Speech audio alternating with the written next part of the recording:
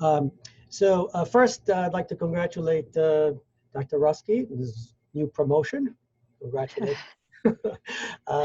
Don't leave us, and I hear you're not, so that's great. I'd like to provide a brief overview of the services and the capabilities and the material and data the Molecular Pathology Shared Resource provides. Its basic aim is to enable tissue-based cancer research, and the best way to think of the type of stuff that we do is think of it in 3 bins. A tissue acquisition arm, which includes our so-called routine tissue banking. But that, I mean, as a researcher, you don't have to ask us to do it. We automatically collect all tumors that are available, that come through the surgical suites, tumor normal pairs. We do about 2,000 such cases, which you can access if you wish to do research on. More about that in a little bit. The more innovative and quite interesting development in this tissue acquisition is in the last 5 years, we developed a patient or project-specific scheduled banking, where with a single email, essentially, there's a plug-and-play phenomena where you can define the set of analytes that you want collected anywhere in the hospital, not just from the operating room. It could be IR, it could be endoscopy, of any type of processing, not just freezing. It could be live tissue, it could be RNA later, it could be whatever else that you would like, and a set of priorities for the collection, as well as processing and destination. More about that in a little bit. Of course, we help people retrieve tissue, which is not in our possession, which is the largest bank that exists in Columbia University of formalin-fixed paraffin embedded tissue. That is the property of the Department of Pathology. These are clinical samples. But we, as I will show you, aid in the process of acquiring material like that for projects. And lastly, of course, as an input to our system, we use researchers' tissue. In terms of processing, we provide everything related to routine histology, tissue microarray construction, macro and micro dissection, not laser capture, which is Lisa Pon's domain, and DNA and RNA purification and quality and quantity evaluation. In terms of characterization, the stuff that we process and the stuff that we stain, we do slide reviews, both within the shared resource as well as a part of a cohort of pathologists that participate in various projects, but you can do it yourself. We do IHC and IF. We've optimized and stained some 450 antibodies in the last 5 or 6 years. So you give us the antibody, we'll optimize and or stain for you. We do digitalization of either the immunohistochemistry, not IF, but the immunohistochemistry slides or the bright field microscopy. Also allows for it to be placed on an image hub so that you can view it from the comfort of your laboratory, and provide a set of software tools that are could be used to do basic image analysis, morphometric, percent nuclear positive, and so forth. We do DNA and RNA, both extraction and quality evaluation, bioanalyzer, real-time PCR for our customers who want it, and next generation banking, which I will describe. And then, of course, we collect data, usually from the DBSR, sometimes from pathology, and link it to the material that we may provide you. This is sort of the list of the services that I essentially described to you, so I will skip that. The image, by the way, the whole slide, image scanning and digitalization, we previously had a Leica, still have a Leica SCN 400.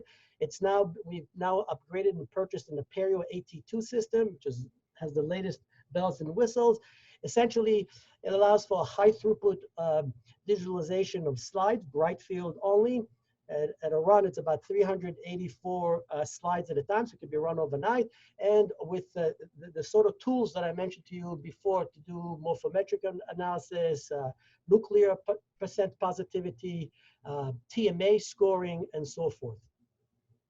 Now, about our bank, the so-called tumor bank has about 40,000 tumors in the bank, corresponding to about 90,000 blocks. These are almost always tumor normal pairs. As I mentioned to you, we collect about 2,000 cases a year, and you can see here various organs that are captured. The key to this is that if you want any tumors, come to us. We'll find out not only just on the basis of an organ, but cancer subtypes within an organ, of course, are quite varied. So ask us the question. tissue bank at columbia.edu, and we can provide you information about these tumors.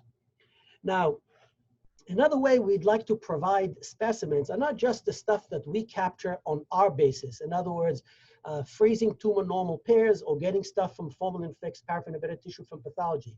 But what if you have a project and you want to define the specific patient to be collected?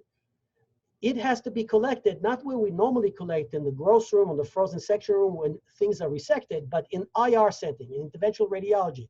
Or what if you have a project that needs to collection that will occur in endoscopy, in bedside, anywhere in the hospital, anytime, almost. Actually, it's between 8 and 5, but we stay as late as 7 to do specific collection.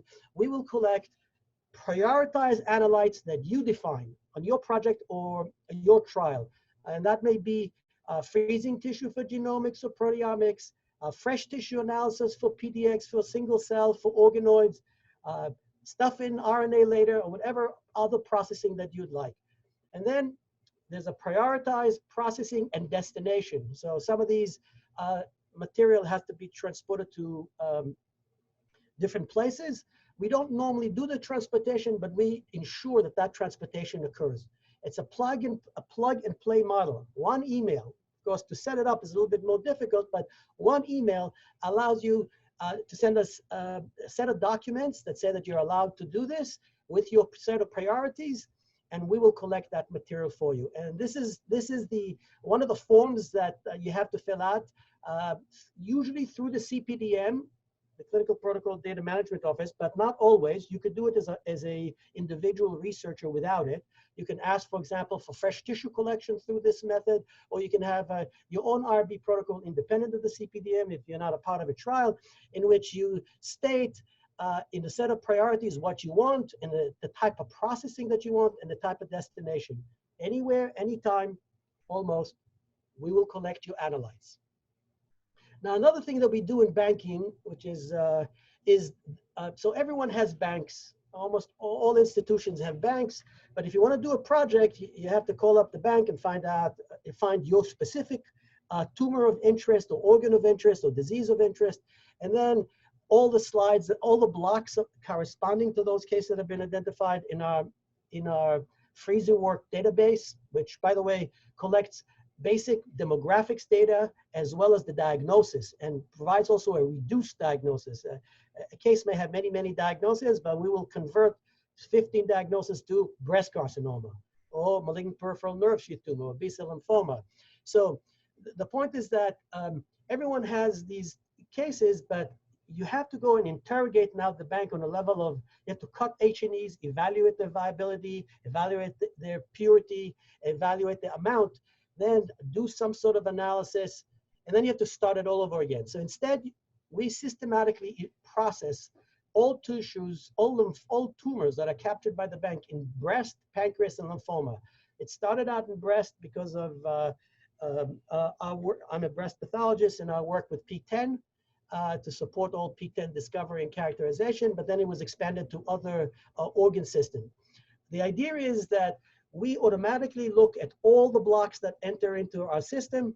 We evaluate the H&E, capture it in our database for purity, viability, and amount, extract DNA and RNA. We might make tissue microarrays, and then collect clinical information, usually via the DBSR, from the tumor registry, and now have a platform that looks like this, our next generation banking platform, in which you can, instead of asking, let's find out what there is in these blocks, I can already tell you that if you want a certain purity, you want something with low necrosis, or you want a particular tumor type, but you don't want frozen tissue, you want 200 nanograms of DNA from 500 breast cancers. You do your biomarker analysis, and we will provide you. We have a homemade database that tracks all this information, everything about the extractions and the quality and everything about the clinical information on a block level as well as on a case level.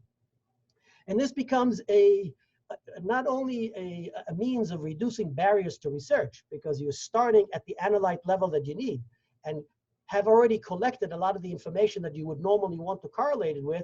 It also is a fundamental platform for collaboration. You may not have an idea about collaborating with X or Y, but we can tell you that, oh, this group of people, I mean, this group of tumors have also been analyzed for mutation or expression or some proteomic study or what have you. And then you can go to those researchers and ask them, or researcher, and ask them to collaborate perhaps. You do some sort of biomarker analysis and they do others, and you can cross-reference them. We ask you to give us data if you want. If you don't want, you don't have to, but at least tell us what you're going to do so that in the event that somebody, potentially you or others, want to collaborate, this enables that collaboration. And in our model, you know, the tumor bank, the traditional tumor bank, sort of the histology and the macromolecule bank, there are multiple incident people or individuals or stakeholders that can converge on the macromolecule to do work, whether it's clinicians contributing clinical data, pathology, review, researcher information, bioinformatics, and biostatistics. Just to give you, in breast, we reviewed some 3,300 tumors and extracted some 2,100 tumors for DNA and RNA. We have about 450 cases on TMA. PTEN discovery and characterization, this was the underlying basis of it. Of course, it's Parsons, but we helped in this regard. Recently, Kevin Gardner from our department, who was a former NIH deputy NIH acting director of the health disparity branch of NIH, is doing a study based on our cases of 400 cases of African Americans and Hispanics. So there are very few institutions that can because of our catchment area, can muscle up that number of cases to do CWES and RNA-seq. In pancreas, Chabot funds our work here. There's some 1,500 cases that were extracted, that were assessed. About a little less than 1,000 were extracted.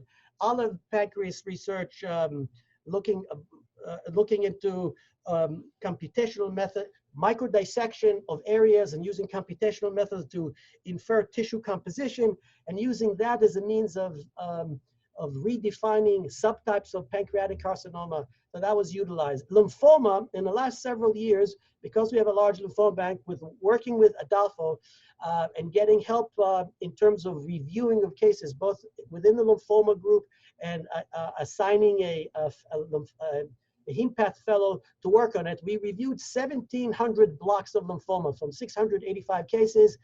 And at the end, we extracted about 491 cases, and we have good frozen DNA and RNA from 491 and 414 respectively.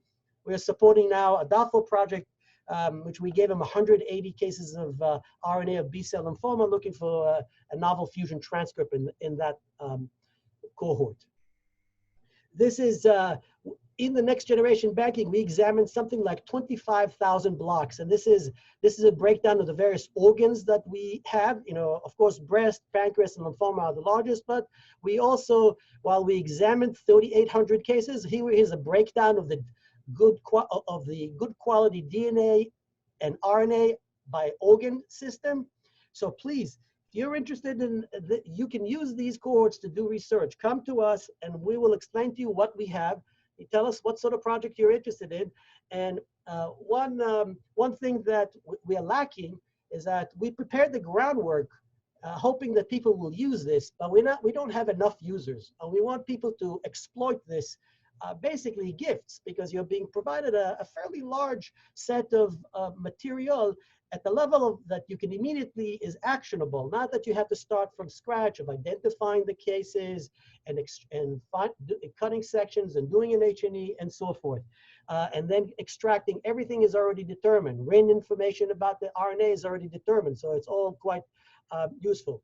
Just a few words about IRB guidelines and biobanking. So any tissue and all DNA or RNA, which is linked to identifiers, most of you know, require an IRB. And it doesn't matter whether you ask for FFPE, frozen, autopsies included, notwithstanding the fact that it's not human subject research when somebody dies, but privacy rules apply, and you have to get, if you're interested in linked identifiers, you have to get an IRB. Most de-identified samples do not require an IRB. The bank acts as the honest broker on behalf of the IRB. There are some exceptions to this. If I'm on the protocol, so don't put me on your protocol, it'll make life easier on you. If you want to put me on a protocol, then you have to get the identified in you have to submit a protocol. Then because I have access to this information, you have to get an IRB. If the recipient researcher could readily identify based on some unusual characteristic of the tumor, because there's only one of them, that's quite unusual, you have to get an IRB. If you intend to do genetic testing, as defined by the New York State Civil Rights Law, it requires that the specimen be anonymized and the IRB certifies it.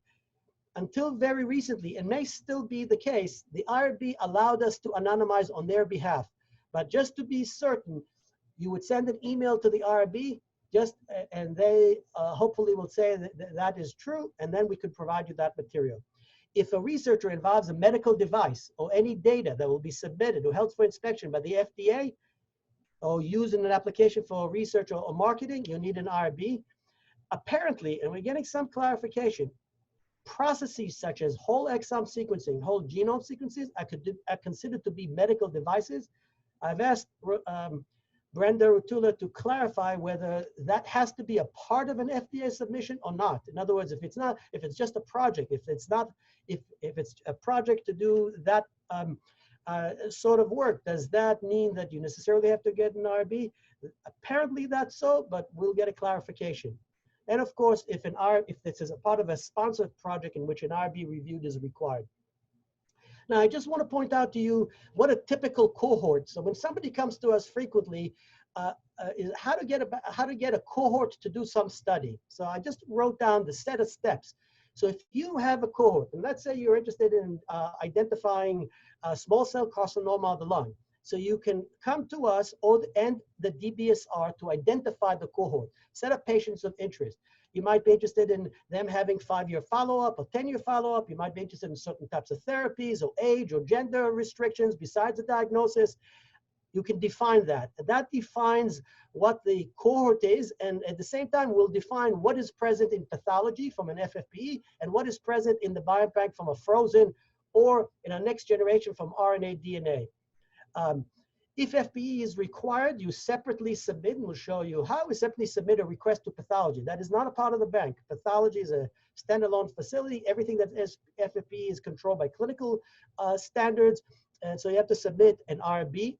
They do not de-identify specimens. They do not de-identify FFPE. That has to be an IRB and an MPS, and they will extract all the slides and the blocks. You typically ask for all the slides and all the blocks, and they will deliver it to the MPSR. It's the only facility that they work with, because of the chain of custody issues.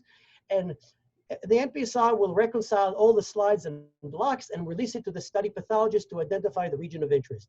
This comes back, or markings, for example, for tissue microarray. This comes back then to the MPSR, and we decide with you what to do, whether you want immunoblanks cut on the block with region of interest, you want a tissue microarray, you want sections cut into a PCR tube, or 10 micron thick sections for DNA, RNA extractions, or even protein extraction. If you require frozen tissue, similar things is done, except you come to the bank, we generate an H&E, we review it, we reconcile the diagnosis, purity, and viability. We enter it into a database that will track it. And then next generation banking can be activated for DNA, RNA extraction or not, depending upon your interest. So as the various things that we can do for you is, besides that, is IHC and IF, microdissection on a block level, on a slide level, DNA, RNA extraction, slide digitalization, and that material can then be sent to various materials to be sent to the federated laboratories I work with for biomarker analysis or for your own analysis. If there's IHC or IF, your study pathologist, our own pathologist will review it and then generate a data sheet which can be provided to you. I'm almost finished. So now, we support about 153 IRBs, 5,000 service requests, $250,000 granular services per year, serving about 290 IPIs. So a lot of these services are immediate, sort of automatic, and do not require you do not require management to intercede or to know about or to be involved with. But this is some of the projects that we've been involved with. So P10 discovery and characterization, the next generation, the whole, not next generation bank, the whole platform of next generation banking was designed from the bottom up in order to support that whole effort, starting some 25 years ago. 3 national programs we supply tumors to, quite arduous actually to supply tumors to national programs. They really make you jump through hoops, and it is an indication of the quality that is present. TCGA that we contribute to, early onset malignancy, which is a form of TCGA, which is now running about a host of diseases, cancers in patients who are early on in ages early on, as well as some minorities. NCI patient-derived models for tissue procurement. That's an NCI PDX program to develop PDXs for various tumors. We contribute fresh tissues. Of course, this is work that we do with Schwartz, Gary Schwartz and Ingham and others in oncology. We support Anil's esophageal PO1. We supported in the past the Precision Oncology Initiative in pediatrics. This was a program in which we both collected frozen tissue intraoperatively, developed methods to make sure that it's done in a sterile manner, because it had both a genomic component, a CWES, as well as RNA-seq, plus a PDX component. So patient-derived xenografting, so everything had to be, I mentioned to you about Gardner and the health disparity. We will support the Cancer Precision Oncology Initiative. Depending upon what the final framework is, might be do frozen banking with it, H&E evaluation, and extraction and microdissection if need be.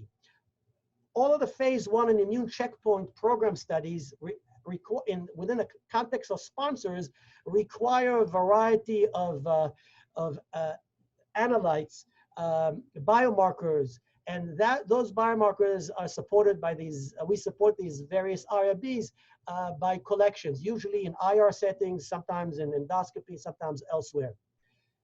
N of 1, master regulator studies, we have been deep in that, including managing from all over the world 616 neuroendocrine tumors, recently published master regulator analysis by Califano.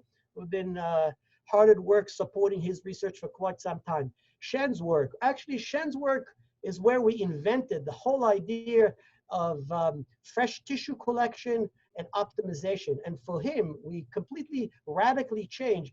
His capture rate for prostate carcinoma for his organoids was about 25%, which is the normal capture rate that you have nationally, because the gross appearance of a tumor in the prostate is not so indicative of a tumor. Only about 25% of the time is it positive. We now have a system in place in which we are almost 100% positive, almost 100, not quite, 100% positive in collecting tumors by shifting schedules, shifting the way we do collection, shifting the way we determine which patients are collected on. And that really led the way to developing a much more efficient and much more researcher-centric biobanking effort. Of course, we support the optics. I'll skip now to the last 3. More recently, as a feasibility studies, 160 tumors that Ben Izar is going to use for frozen tissue-based single-cell analysis, nuclear-based single. The next step in the evolution of single-cell studies. So, as a feasibility study, we characterized 160 metastatic tumors to brain. All the blocks have been cut. Everything has been reviewed. Collected clinical data, awaiting for authorization from the banking protocol. The last thing is that we work extensively with, multiple groups in the engineering school, not just in the cancer center group. So in Kanafagu, harmonic motion imaging, which is a form of elastography used in breast cancer, very unusual. We allow them to have the whole breast directly out of the operating room with us. Very carefully controlled chain of custody to do the imaging. Then it comes to biomarker analysis. Gordana, I've been working with Gordana for quite some time on using a cancer patient on the chip in the context of breast cancer.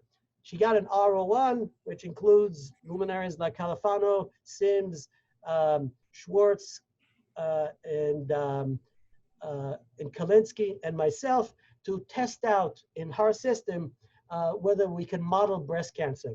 And lastly, and my favorite, we're about to submit an R1 on the use of optical coherence tomography to what we think is going to revolutionize the way we identify region of interest using OCT, optical coherence tomography, which is a near infrared imaging technology that can essentially give you almost like a bad H&E without any processing.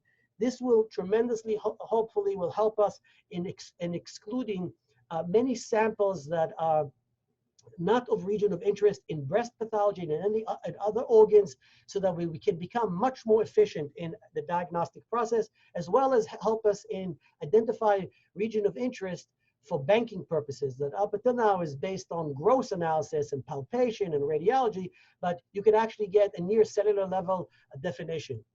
Lastly, the MPSR ramp down. Our two main locations are currently closed, but we service multiple, we've come back to service multiple times, both cancer projects and COVID-related projects. Our banking operation is fully open in pathology and staffed. Our COVID work is biobanking and autopsies. I've discussed that a little bit about, as well as from surgical specimens. In placentas, we have a special program because many of these patients, the placentas don't arrive in our facility till delayed some 24 to 48 hours. We have an RNA later immediate collection by OB personnel, also to limit the PPE and the risk, as well as frozen tissue that we do once it arrives in our bank. I track all cases that come through pathology for COVID, for SARS-CoV-2 status, and we have running lists of cases that are COVID-19 positive. There's IRBs in pathology by Lagana for histologic review, and with Gardner, we are working on a data portal associated with NIH for putting all the samples that are COVID-19 related on an image hub with associated clinical information. I suggested, and I believe it's going to be taken up, that the Columbia University Biobank will utilize the next generation banking platform that we developed in order to manage the enormous demand for tissues, because it's not going to be possible to give everyone sections to the amount that they want, and it may be much more efficient to extract DNA and RNA, at least in part, and provide 200 nanograms of what you need. And we, of course, so make it much more efficient. We coordinate with LDAD HOD, which is not a part of our facility, for liquid banking, everything related to COVID-19, or at least SARS-CoV-2 positivity in blood, serum, buffy coat, nasal and rectal swabs, and all liquids from pathology, cytology. Thank you. Any questions? Thanks so much, Hanina. Great. Does anybody have questions? If they want to put them into the chat or raise their hands. And while we're waiting for those, Hanina, you could unshare your screen and we can be ready for the next talk. Let's see. I didn't see any hand raise. Or anything on the chat. Okay. If you think of questions during this for Hanina during this, just pop them in the chat, please, and we can ask them, or I can pass them on to him after the talk. So thanks so much, Hanina. And Neil, did you want to say a few words to introduce Liza? Oh wait, hang on. I have a question for you, Hanina. Actually, would plasma from COVID-19 patients be available? Yes, but not through us. So every request relating to COVID-19 research, you have to go directly to the Columbia University Biobank, run out of the Office of Research by Dr. Shalansky. And in